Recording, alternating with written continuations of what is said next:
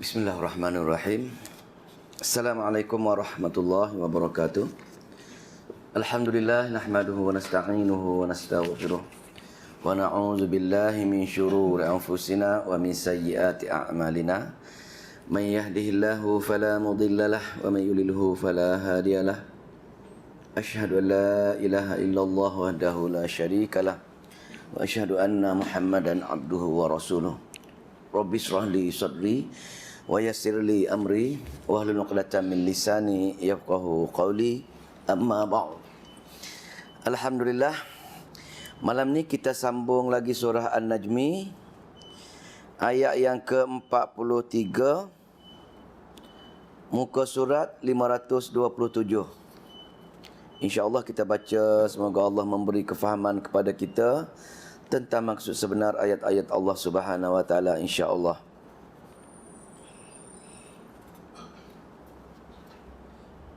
أعوذ بالله من الشيطان الرجيم أعوذ بالله من الشيطان الرجيم بسم الله الرحمن الرحيم بسم الله الرحمن الرحيم وأنه هو أضحك وأبكى وأنه هو أضحك وأبكى وأنه هو أمات وأحيا وأنه هو أمات وأحيا وأنه خلق الزوجين الذكر والأنثى وأنه خلق الزوجين الذكر والأنثى من نطفة إذا تمنى من نطفة إذا تمنى وأن عليه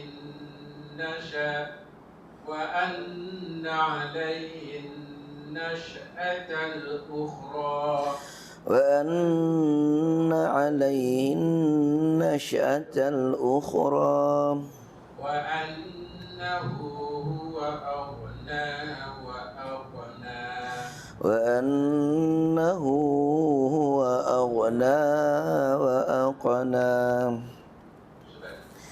Alhamdulillah.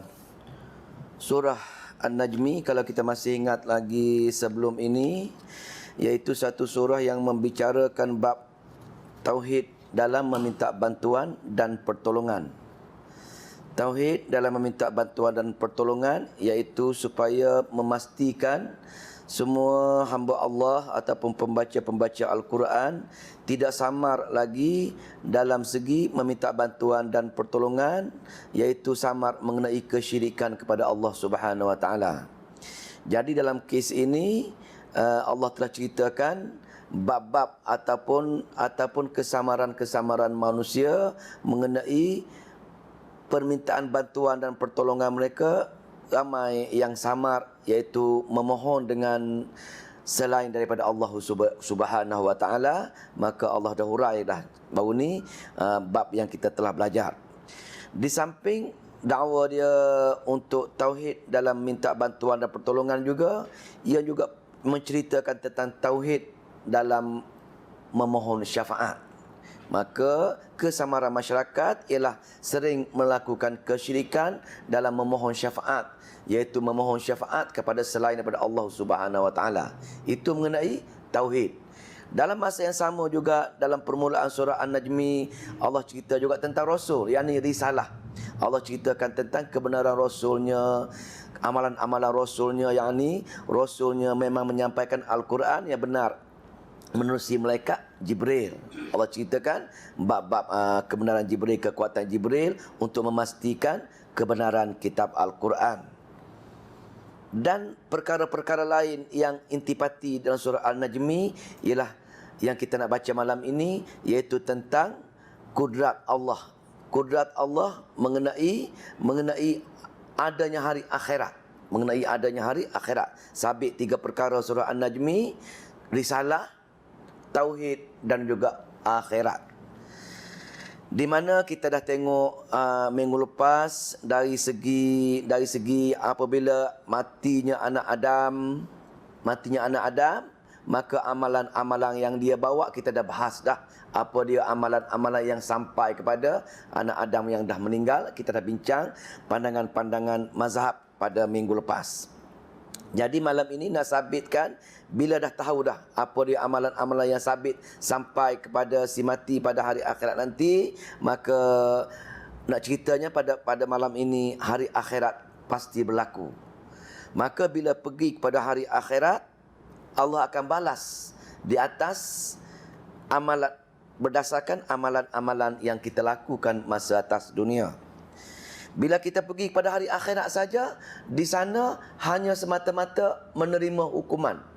Tak ada ikhtiar kita untuk kita menolong, kita merayu supaya Allah meringankan hukuman. Dah tak ada masa dah. Sana semata-mata untuk menerima hukuman. Darul jaza, negeri yang menerima hukuman.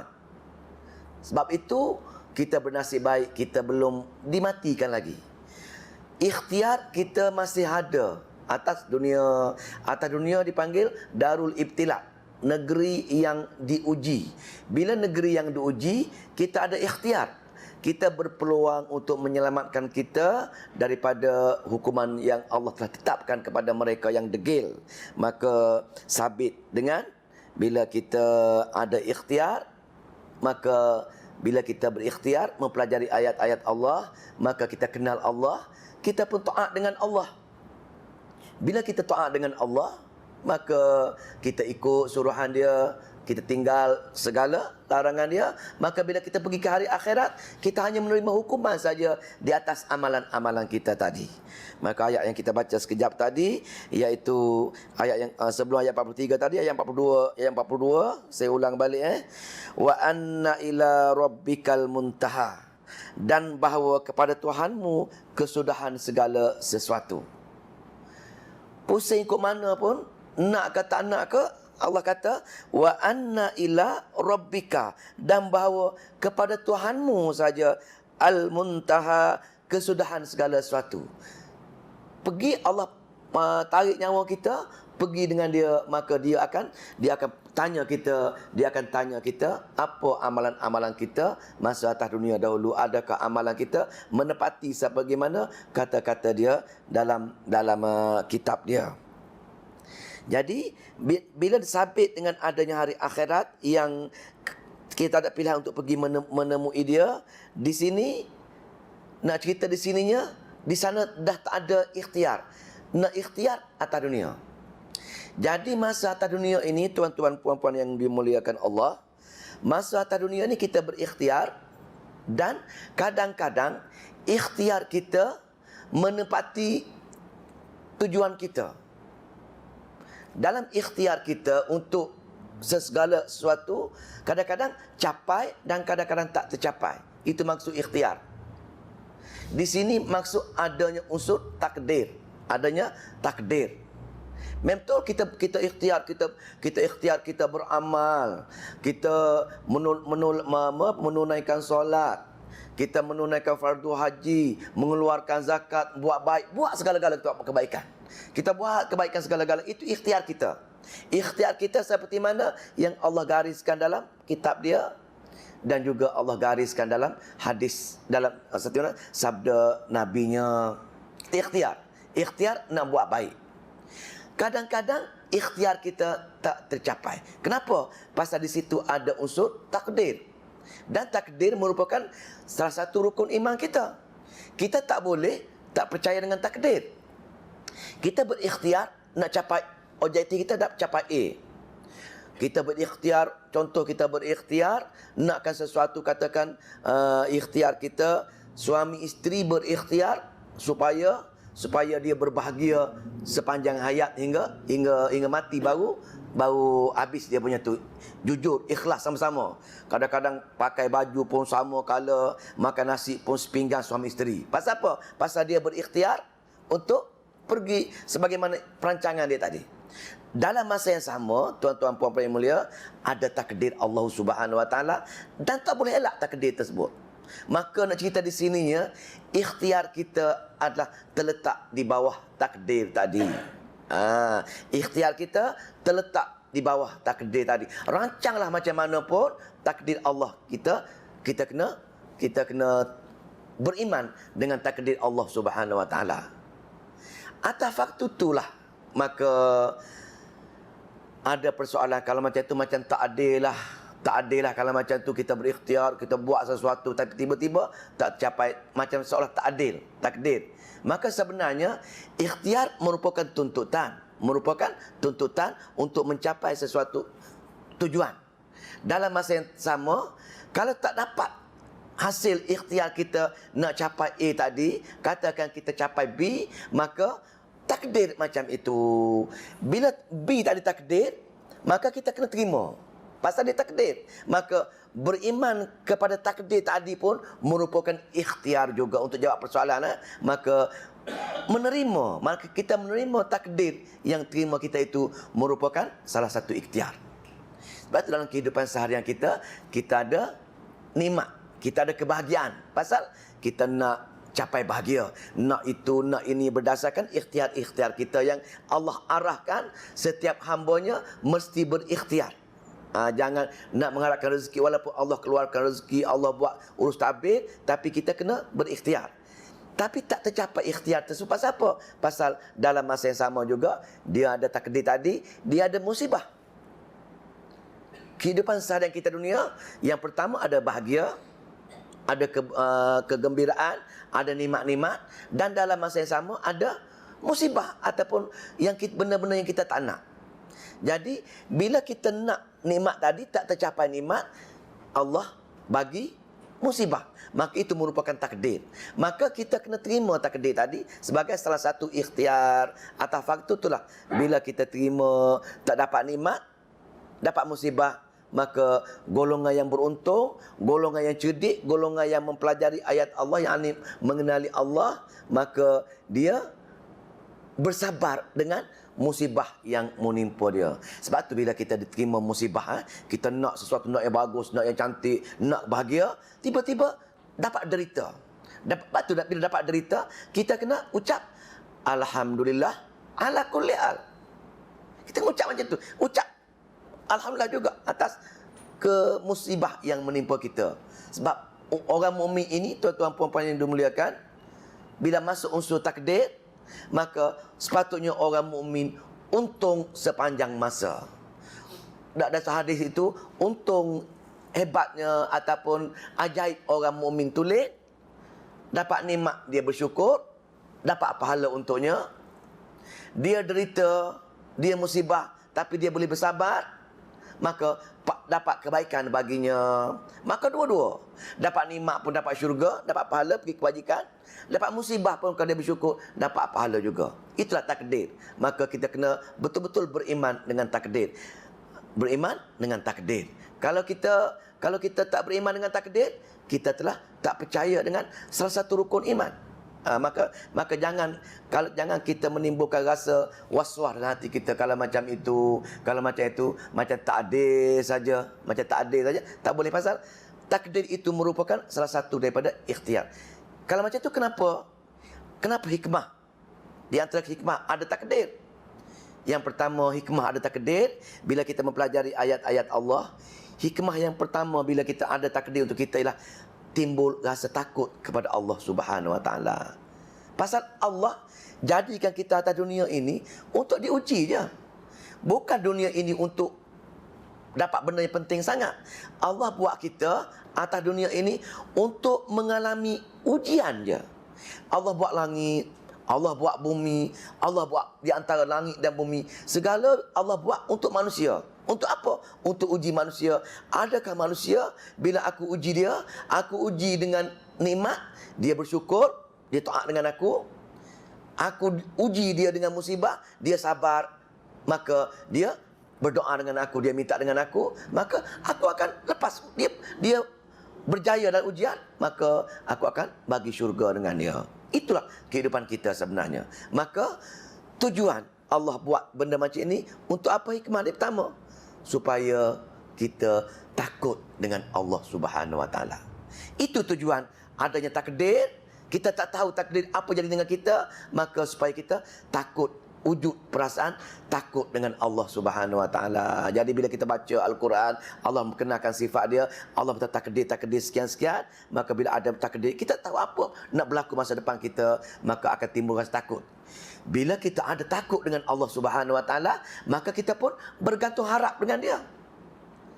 Sebab tu kalau kadang-kadang kita cukup dah amalan aku ini, solat aku tak berhenti berjemaah, puasa 30 hari bulan Ramadan, Isnin Khamis aku puasa, haji dah berkali-kali aku pergi, umrah tiap-tiap tahun aku buat. Cukup dah tu, cukup. Cukup itu merupakan tak boleh. Takdir. Sepatutnya bila kita buat sebanyak-banyak amalan, kita kena bergantung, wahai Allah, terimalah amalan aku, wahai Allah, aku risau, kamu tak terima. Itu. Pasal kita khawatir di saat terakhir Allah akan bolak-balikkan hati kita. Takdir kita tak tahu. Ini hikmah takdir.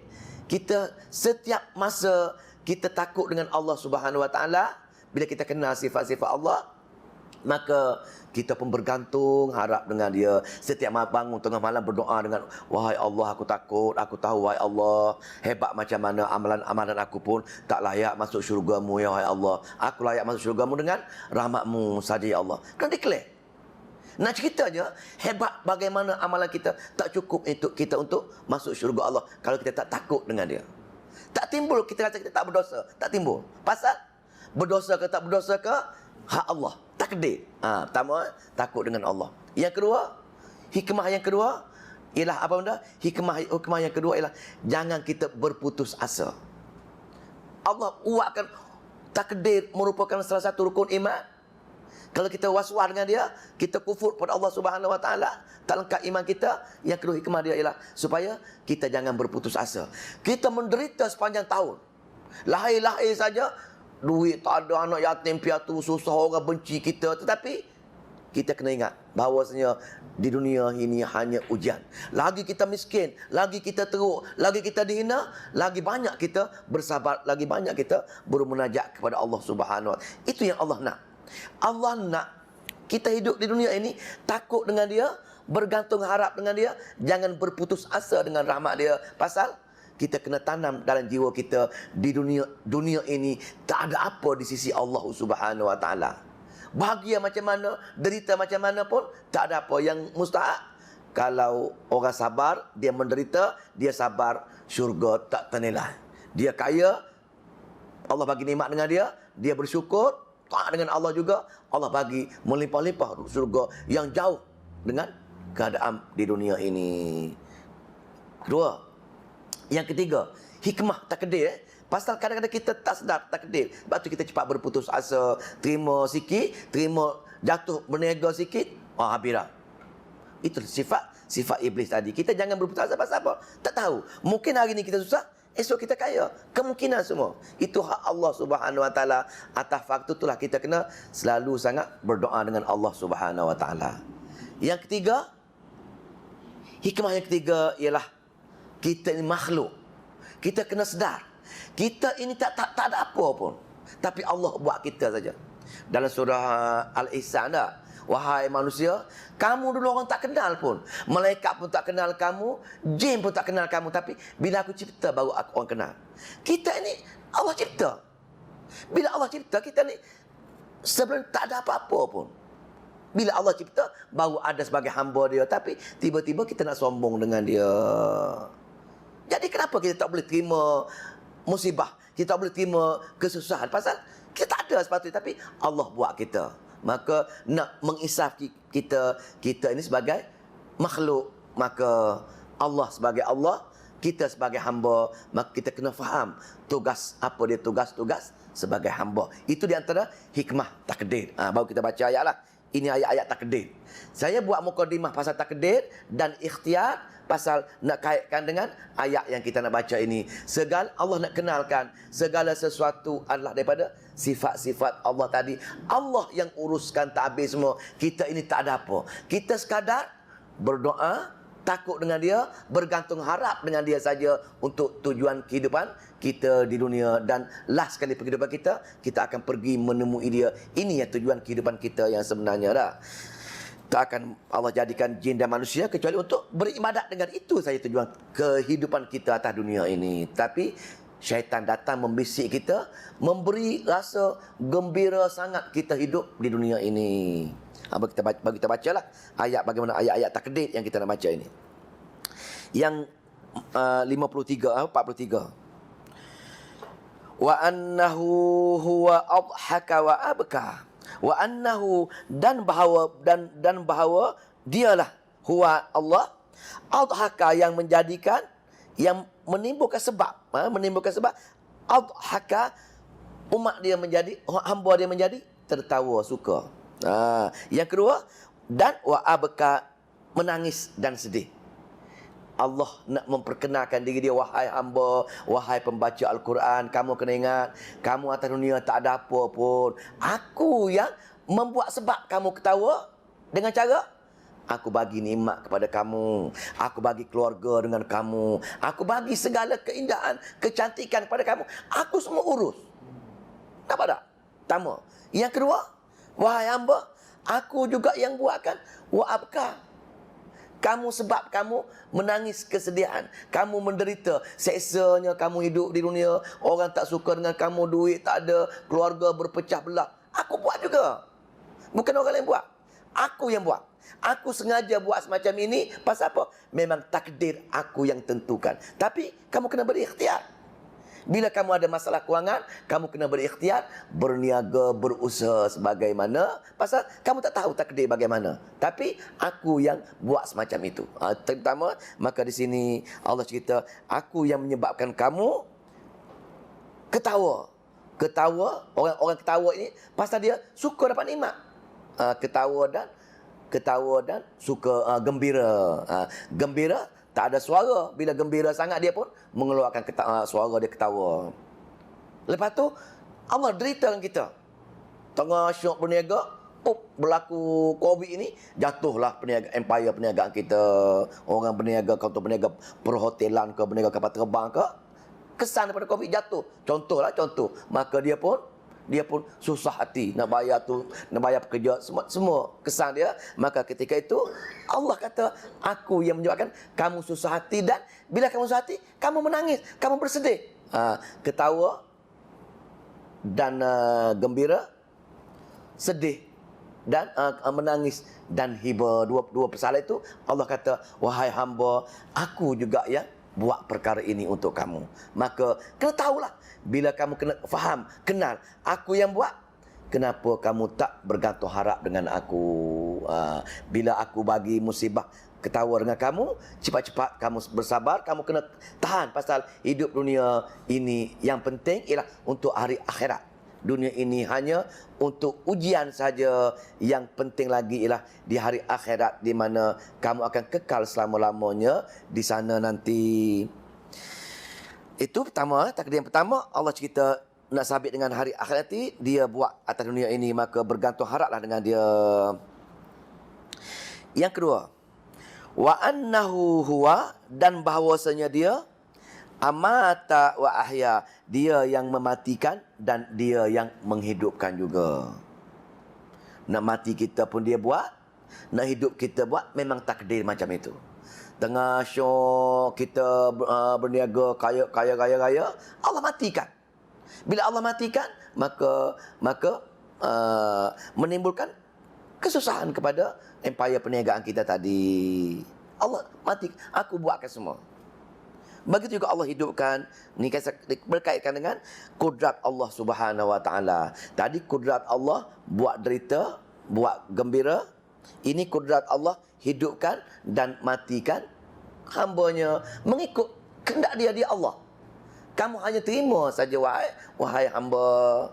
Jadi aku juga yang buat segala-gala ini, wahai hamba. Bila aku buat juga, kamu kenal aku, ingat aku. Jadi bila aku arah supaya taat dengan aku, maka kamu perlu ikut ketaatan tersebut. Buat apa yang aku suruh, tinggal apa yang aku larang. Itu merupakan ayat takdir yang kedua. Maka kita kena terimalah bila apa-apa takdir, pasal bila kita sedar, kita tahu berulang kali kita baca ayat-ayat semacam ini, maka kudrat Allah akan hadir dalam jiwa kita. Kudrat Allah akan melekat dalam hati kita bahawa setiap segala sesuatu adalah daripada dia.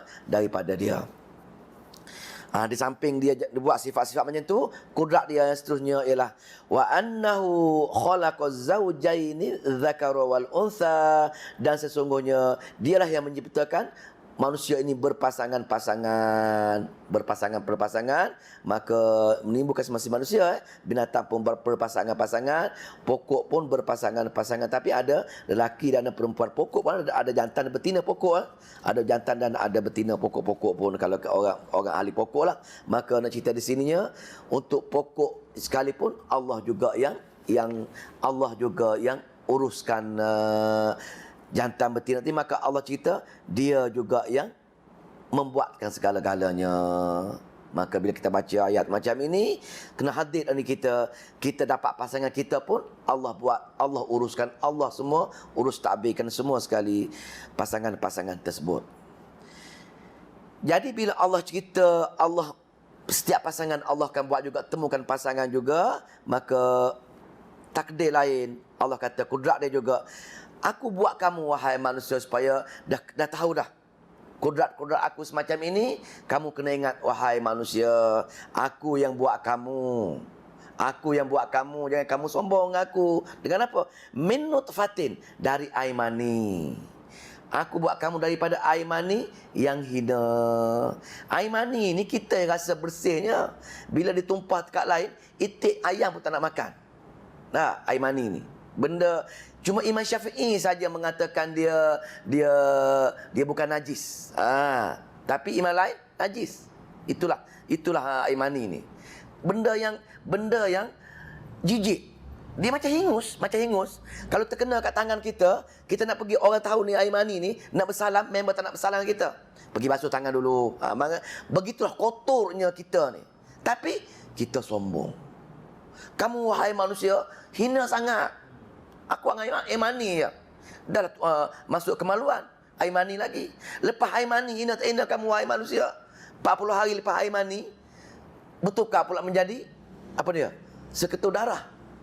Darah pun masih kotor. Tapi kita ni syok sendiri, sombong dengan Allah Subhanahu Wa Taala. Darah kalau keluar daripada badan, pergi kepada pakaian ke, pergi kepada tangan ke, sama. Member tak akan bersalam dengan orang yang berdarah, kecuali cuci tangan darah lu. Begitulah kotornya. Tapi manusia merasa dia hebat, dia kuat. Ini manusia. Ada ilmu sikit, dia mula sombong. Ada ilmu sikit, dia mula sombong dengan Allah. Bukan sombong dengan manusia. Sombong dengan Allah Subhanahu Wa Taala. Sombong dengan Allah dari mana? Dia hantar kitab dia untuk kita fahami. Jarang kita nak istiqamah mempelajari ayat Allah. Dia hantar Nabi dia untuk tunjukkan amalan-amalan. Berapa ramai yang orang nak ikut sunnah. Mulut ikut sunnah. Mulut. Tetapi amalan-amalan Nabi dia tak ikut. Berat. Tak. Cuba cek kawan-kawan kita ke, kita sendiri ke, adakah kita buat sunnah-sunnah Nabi yang simple, yang cukup ringkas. Sebab salah contoh saya ialah zikir pagi dan zikir petang. Adakah kita istiqamah dengan zikir pagi, zikir petang? Benda tu betul paling senang untuk kita amalkan. Dah lebih kurang 20 minit saja. Tak ingat, dalam handphone pun ada, dalam buku-buku cik pun ada. Tapi berapa ramai kita tak amalkan benda perkara ini? Sombong dengan Allah.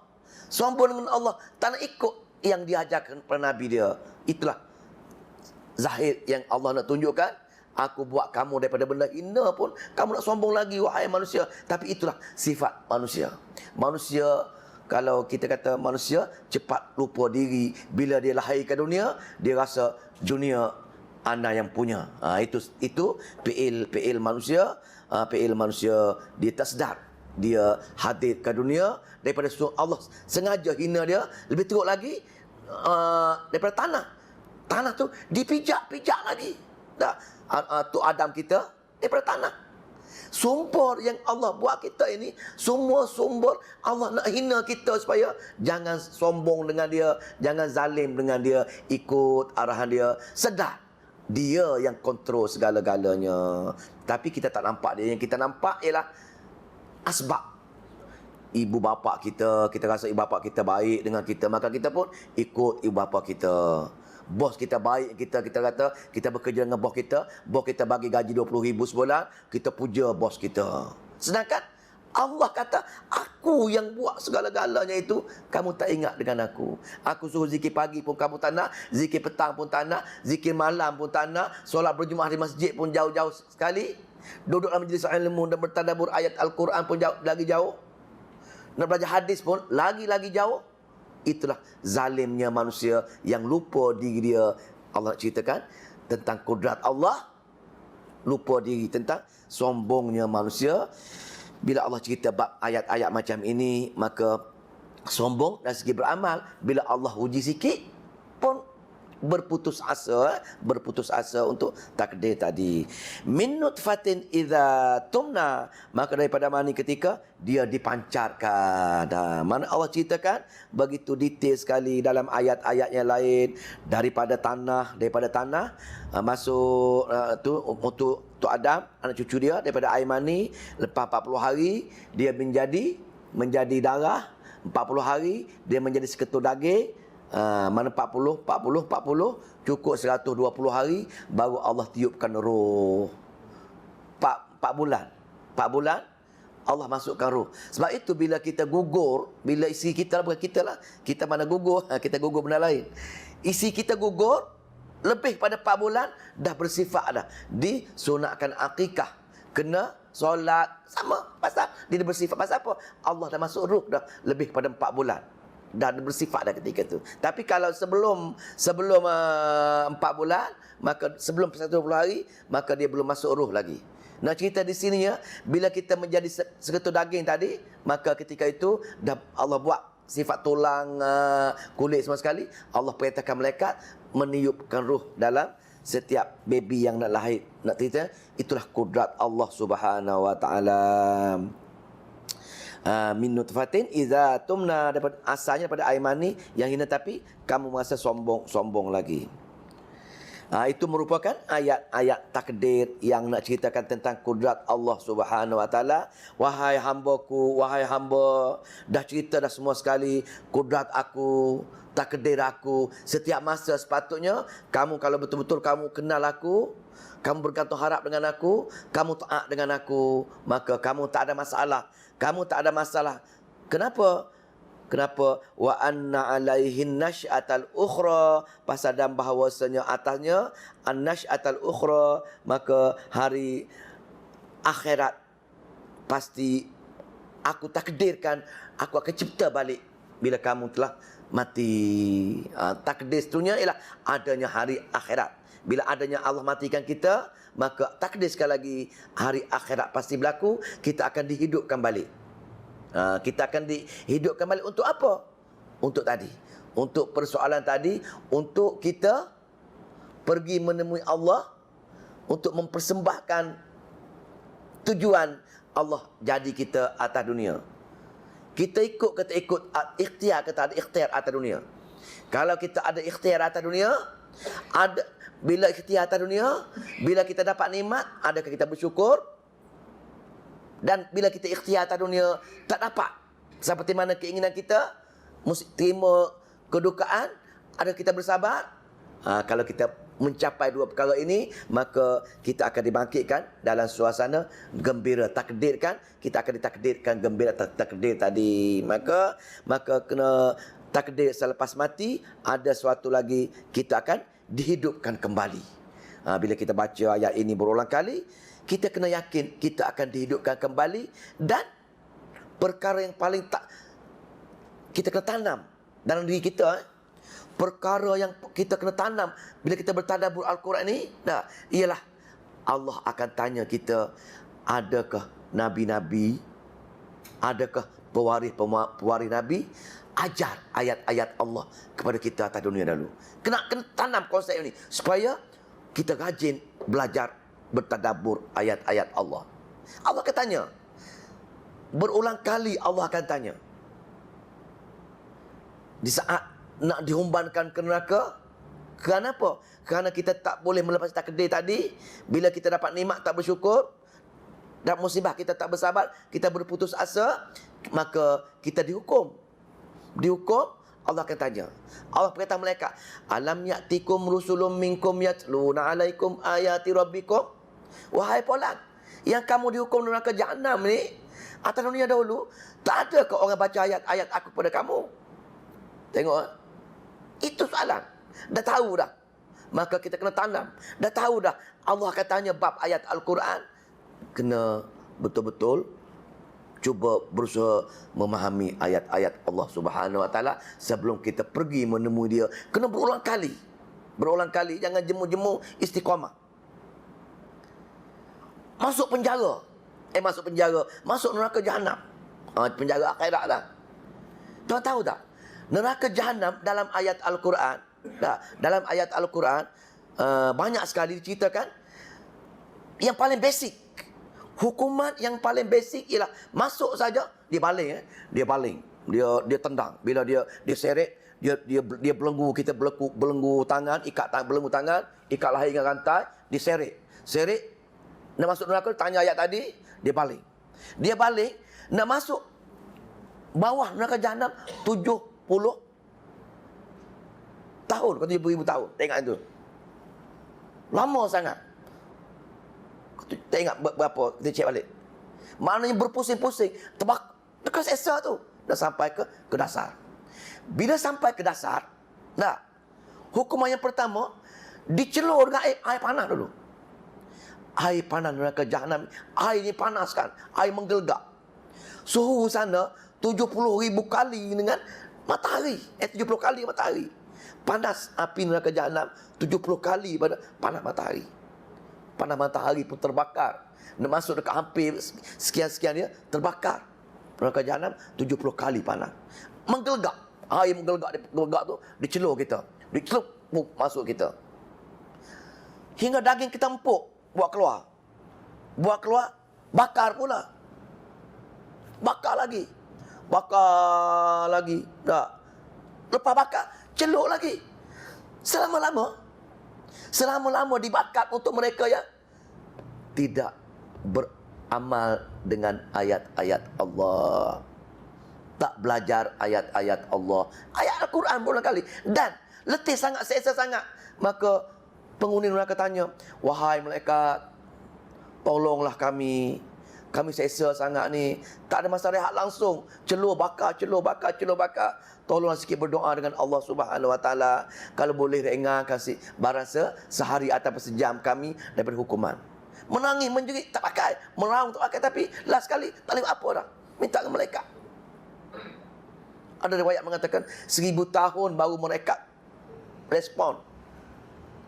Hei, Polang bin Polang, dia kata, masa atas dunia dahulu, ada tak Nabi-Nabi ataupun Nabi baca ayat-ayat Tuhan kepada kamu?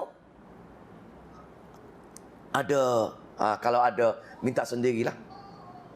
Malaikat surga ada. Kalau ada orang baca ayat Quran atas dunia, tapi kamu tak ada ikhtiar nak belajar ayat-ayat Allah, maka minta sendiri. Maka Allah pun, idkhul ilahi. Aku tak akan terima doa orang-orang kafir. Tengok, Allah tu jawab ketika itu. Maka setiap saat, begitulah pusingan neraka Jahannam. Punca dia, Al-Quran. Itu je. Sebab tu sesiapa yang terlibat dengan Al-Quran, Allah pasti naikkan darjat dia. Wattini wazzaituni wa turi sina fi. Ayat tu. Allah bersumpah dengan pokok tin di mana Nabi Ibrahim dilahirkan. Pokok zaitun di mana Nabi Isa dilahirkan. Bukit Tur yang Nabi Musa diterima wahyu. Al-Balad Amin, negeri aman, Nabi Muhammad menerima wahyu. Semua sekali mereka ini Allah naikkan darjat. Kenapa? Pasal terlibat dengan ilmu wahyu Allah. Malaikat Jibril, ketua malaikat. Malam tu qadar 1000 bulan Al-Quran. Maka sesiapa saja yang terlibat dengan kalam Allah, kitab Al-Quran, Allah akan muliakan, meninggikan darjatnya. Sebaliknya, sesiapa yang tak mengguna akal dia untuk mempelajari ayat-ayat Allah, Allah akan hina sehina-hinanya. Ulaika kal an'am, mereka itu Allah seperti mana? Binatang ternakan.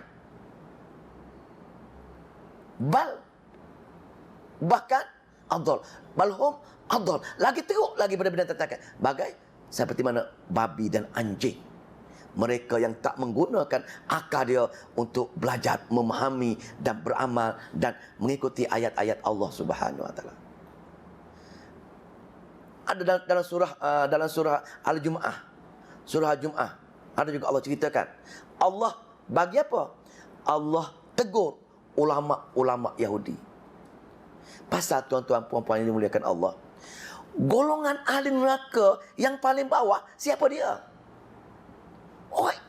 Orang ada kitab. Orang ada kitab Al-Quran. Orang ada Nabi Muhammad itu. Golongan munafik ini golongan paling bawah. Dia ada kitab Al-Quran. Dia Nabi Muhammad. Tetapi dia tak boleh terima hanya sebagai kecil daripada Al-Quran. Sebab itu Allah hukum dia. Aku bagi peluang. Aku bagi kamu Islam. Aku bagi agama dengan kamu. Aku bagi kitab dengan kamu. Tapi kamu degil juga. Tengok. Itu orang Islam. Tengok Allah menegur orang Yahudi.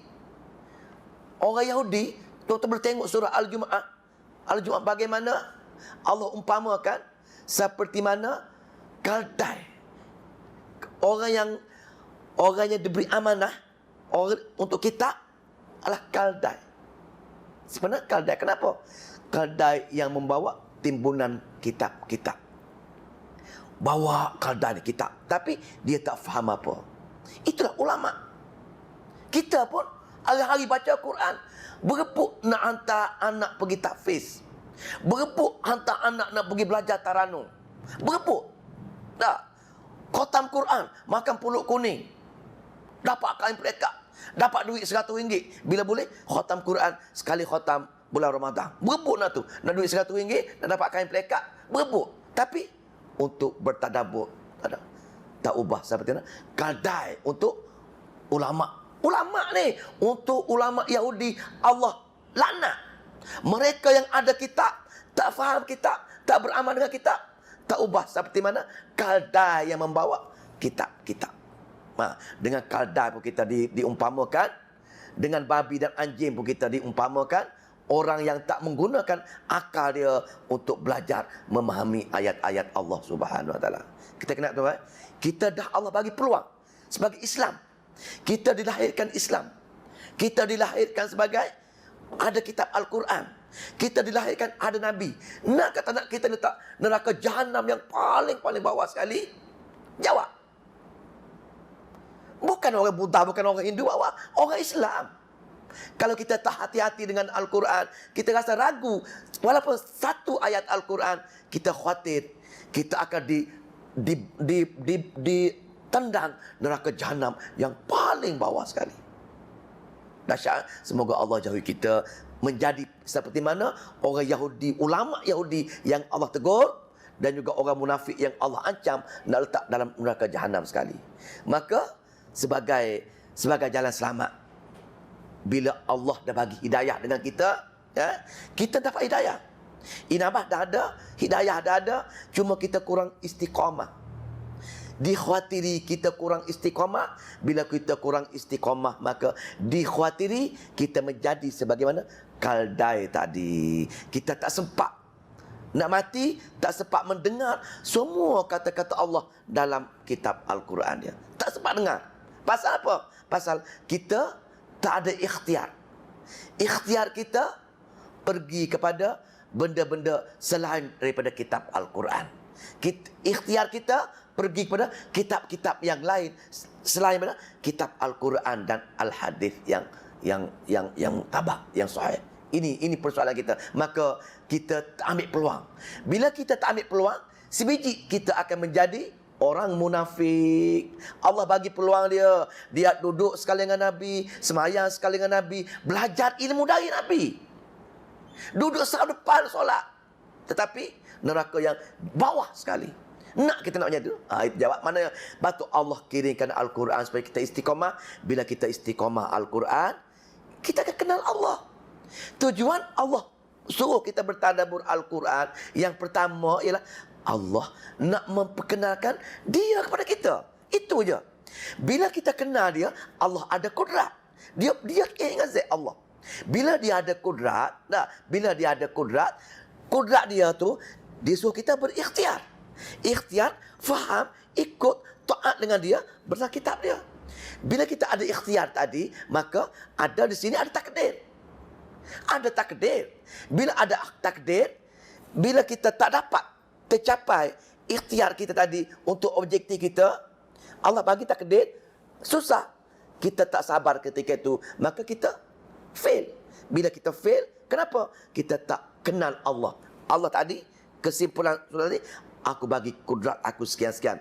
Aku, apa tadi? Ayat tadi, aku bagi khabar kamu sebab kamu gembira, kamu derita. Kamu nikmat, kamu derita. Aku yang buat. Kamu sabar kalau kamu derita. Kalau kamu gembira, kita bersyukur. Aku hidupkan kamu, aku matikan kamu. Aku buat kamu berpasangan-pasangan. Aku buat kamu daripada air mani, darah yang hina. Aku buat semua. Kenapa kamu tak kenal aku? Kenapa kamu tak bergantung harap dengan aku? Ini Allah berulang kali cerita dalam kitab dia. Dia nak memperkenalkan dia kepada kita. Tapi kita tak ada masa nak ambil ibrah untuk kenal dia, supaya kita taat dengan dia, bergantung harap dengan dia, maka ikhtiar kita tak ada. Bila kita ikhtiar tak ada, kita tertewas dengan nikmat ataupun dengan takdir yang susah tadi, maka itulah tujuan Al-Quran yang kita perlu istiqamah. Tuan, puan-puan yang dimuliakan Allah. Maka dah cukup cukup sejam. Cukup sejam. Kita sambung ayat yang ke takdir tu, kudrat Allah juga, wa annahu huwa aghna wa aqna. Kita sambung minggu depan, kita boleh habiskan surah An-Najmi, insya-Allah. Allah akan balas. Lagu mana lepas ni Allah ancam pula. Dah dibagi sebab-sebab dahulu dah. Dia perkenalkan Rasul dia perkenalkan Jibril, dia perkenalkan Al-Quran, dia perkenalkan sebab-sebab kita syirik, dia perkenalkan pula kudrat dia dengan takdir dia. Bila degil lagi, maka minggu depan Allah akan ancam. Bagaimana umat-umat sebelum kamu, aku dah ancam dia. Itu sambungan dia, maka dia akan ancam. Dia hukum. Kita ini masih belum dihukum lagi. Maka insya-Allah semoga kita sampai kepada kawan-kawan kita supaya memenuhi tuntutan utama untuk istiqamah. Kita dah ada inabah, dah ada hidayah, cuma kita risau takut kita tak ada istiqamah dalam mempelajari dan memahami ayat-ayat Allah Subhanahu Wa Taala. Nak jadi golongan selamat ialah golongan yang paling baik, khairukum, manusia yang terbaik ialah orang yang belajar Al-Quran dan menyebarkan kepada orang lain dan mengajar. Itu nak jadi manusia yang umat yang terbaik. Tak ada umat yang terbaik daripada mereka yang memahami Al-Quran dan mengajar Al-Quran kepada orang lain. Ini sebaik-baik, tak ada. Hebat macam mana pun, ini yang paling terbaik. Ini hadis Nabi. Nabi, maka nak jadi macam tu, tak ada pilihan. Sekurang-kurangnya, dapat satu ayat. Cerita isi kita, anak kita satu ayat. Cukup. Ataupun kawan-kawan kita, satu ayat. Pasal Nabi kita amat berat sekali menerima bebanan Al-Quran. Sebab tu tuan, Nabi bila terima surah pertama Al-A'la, Nabi dipeluk, tak boleh bernafas. Lepas tu Iqra, baca, arah lagi. Maknanya Allah nak suruh Nabi mental torture nanti untuk apa? Untuk dapat wahyu saja, dia akan perlu kekuatan fizikal dan mental untuk berhadapan dengan sahabat-sahabat dia. Pasal orang yang baca Al-Quran pasti akan dihina oleh orang. Pasti banyak musuh. Allah kata macam tu. Sebab tu kalau kita mengajar Al-Quran, orang suka dengan kita. Cek, ada sesuatu yang tak betul kat sini. Kalau kita baca Al-Quran, orang makin suka dengan kita. Ada sesuatu yang tak betul. Pasal baca Al-Quran, syaitan cukup marah, syaitan akan pergi hasut. Janganlah kena lawan dia, kena kutuk dia, kena level dia dengan Wahabi lah, ajaran sesat lah. Itulah betul-betul memenuhi tuntutan Nabi kita. Sebab tu Nabi praktis dulu untuk terima ayat yang pertama. Ayat yang pertama, Iqra bismi rabbikal, itu semua nama Allah. Allah nak perkenalkan dia saja. Maka supaya Nabi betul-betul kuat, Nabi letih, sakit, penat Nabi. Maka balik betul-betul orang torture dia, orang hina dia, orang letak najis. Itulah Nabi. Itulah sahabat. Maka kita kena berani untuk menyampaikan Al-Quran kebenaran. Walau benci kau, tak suka kau, kena cakap dengan dia lah. Cerita ayat ni sekian-sekian. Orang akan benci. Pasal apa? Syaitan akan membisikkan supaya benci dengan orang yang baca ayat-ayat Al-Quran. Jadi tuan-tuan puan-puan, ayat Al-Quran, ayat Allah, kita kena berdepan dengan perkara tersebut untuk masyarakat akan benci bila benar disebarkan ayat-ayat Allah Subhanahu wa taala. Wallahu taala alam. A'udzubillahi minasyaitonir rajim. Bismillahirrahmanirrahim. Allahumma salli wa sallim wa barik ala Muhammad. Allahumma faqihna fi din wa 'allimna ta'wil wahdina ila sawa'is sabil.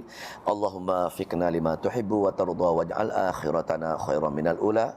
Radina billahi rabban wa bil islami dina wa bi Muhammadin nabiyya wa rasulah. Rabbana atina fid dunya hasanah wa fil akhirati hasanah wa qina azabannar. Alhamdulillah.